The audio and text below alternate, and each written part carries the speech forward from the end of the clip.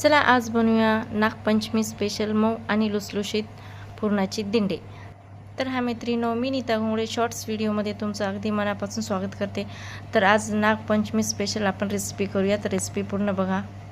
तर इथे मी दिंडे बनवण्यासाठी 1.5 ग्लास चना डाळ घेतली आणि ती स्वच्छ 2 ते 3 पाण्याने धुवून घेतली। याच्यामध्ये हळद टाकली आणि आता हे आपण डाळ मस्त अशी शिजवून घेऊया।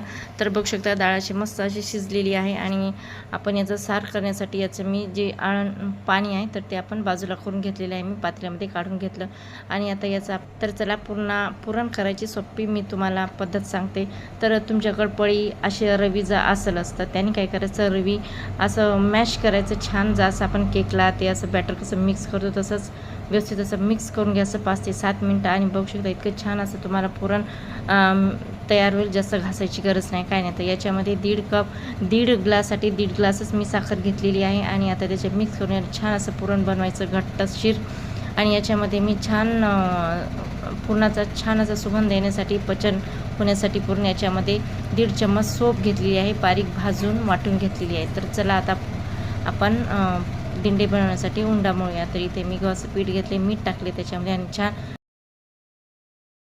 7 मिनिटासाठी रेस्ट करायला ठेवून दिला आणि मस्त असा मळलेला आहे उंडा आपला। तर आता आपण करूया आता दिंडे। तर छोटे छोटे गोळे घ्यायचे याचे आणि या गोळ्यामध्ये छान अशी जशी आपण पुरी लाटतो ना त्याच साईजची पुरी लाटायची, अजिबात जाड लाटायची नाही, पातळ अशी आपल्याला पारी लाटायची आहे, पुरीच्या साईजची एकदम बारीक। आणि पुरणाचा जो सारण आहे केलेला आपण पुरण आहे तो असं भरून घ्यायचा आणि असं सील करून टाकायचं।